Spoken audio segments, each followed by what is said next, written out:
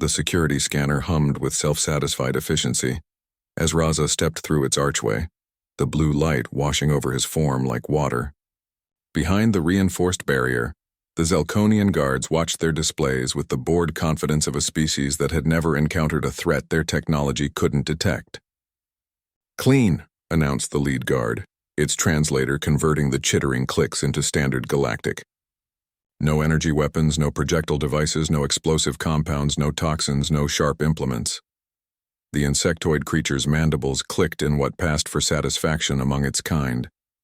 "The human may proceed to the detention level." Naz watched from her cell as Raza was escorted through the prison complex's gleaming corridors. The Zelkonians had built their detention facility to be the ultimate in security, a place where even the most dangerous criminals in the galaxy could be held without hope of escape. The walls were constructed from molecular-bonded tritanium. The guards were armed with neural disruptors that could paralyze any known nervous system, and the security scanners were so advanced they could detect a weapon at the subatomic level. What they couldn't detect, however, was 10 million years of evolution wrapped in flesh and bone. "Another human," observed Guard Captain Vexty as Raza was processed into the holding area. "Curious.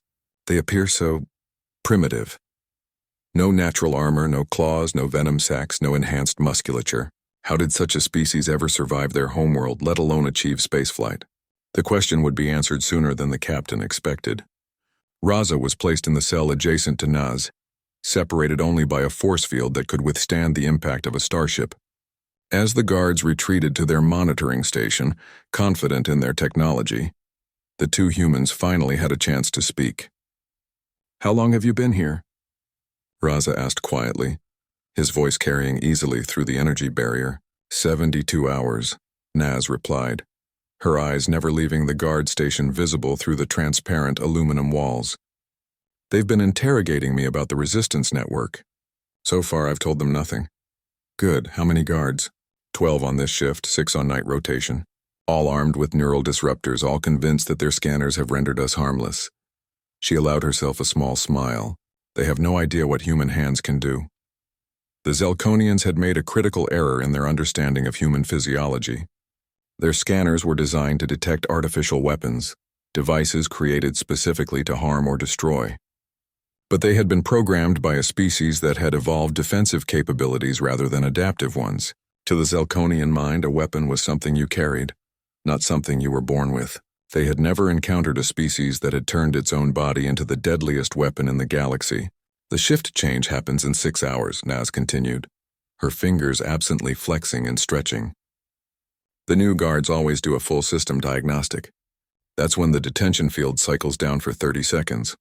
Raza nodded, his own hands performing similar exercises, not the random fidgeting the guards assumed they were seeing, but precise movements designed to maintain the incredible dexterity that had allowed humans to craft tools, perform surgery, and strangle apex predators with nothing but grip strength and determination.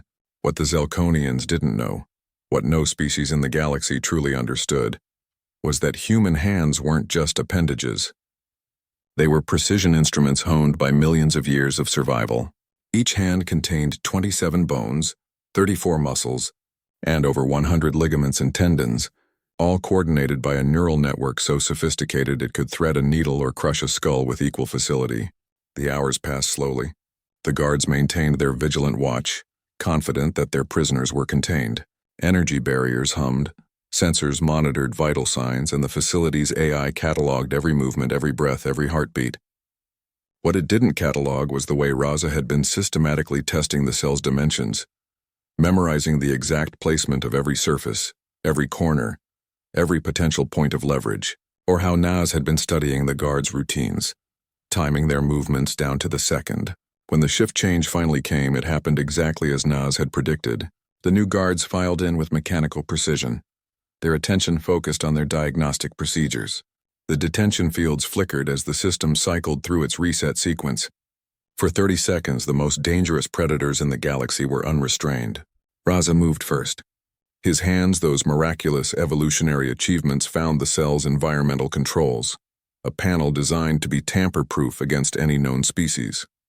But the Zelkonians had never encountered a species whose grip strength averaged 70 pounds per square inch, whose fingers could manipulate objects with microscopic precision.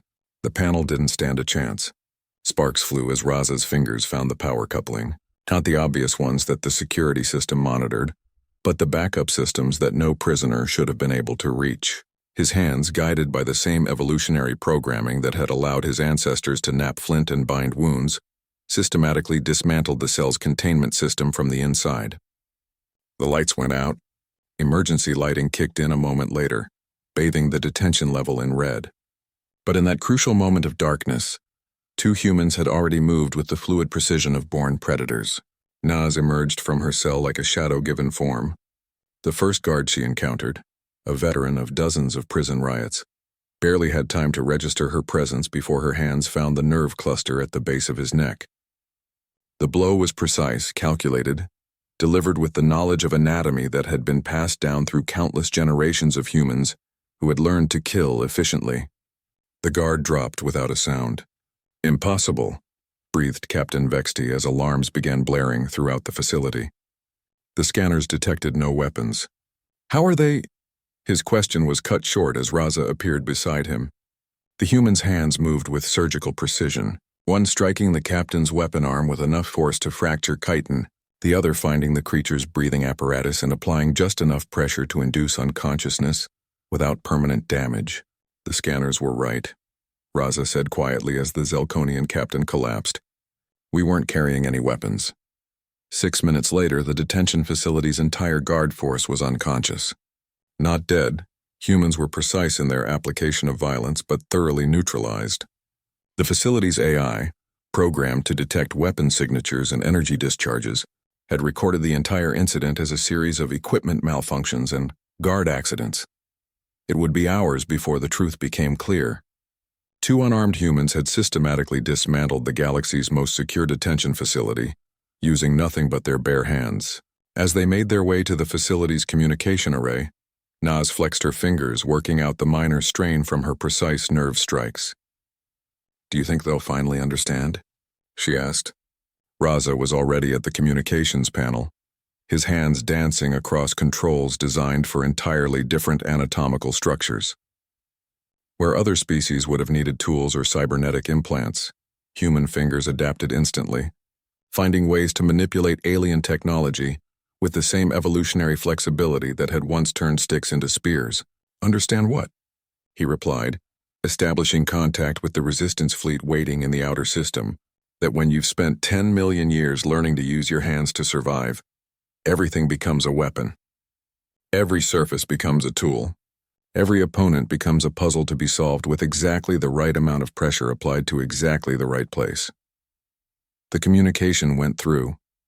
Within minutes, the facility was swarming with human resistance fighters, moving with the coordinated precision of a species that had learned to hunt in packs long before they learned to build starships. Captain Vexty, upon regaining consciousness, would file a report that galactic security forces would study for decades. Recommendation: all future security scanners should be recalibrated to detect the most dangerous weapon in the galaxy, the human hand. Previous assumptions about unarmed humans have been determined to be catastrophically incorrect. But by then, Raza and Naz were long gone, their hands already working to free the next group of prisoners, to disable the next security system, to remind the galaxy that humans had spent millions of years learning to turn their bodies into the ultimate adaptive weapons. The scanner technology was eventually updated, but it was too late. The galaxy had already learned a fundamental truth about humanity. You couldn't disarm a species that had turned evolution itself into a weapon. The human resistance would use this lesson well in the years to come, proving again and again that sometimes the most dangerous weapon in the universe was the one you were born with. 10 fingers, 2 thumbs, and the accumulated wisdom of countless generations who had refused to become prey.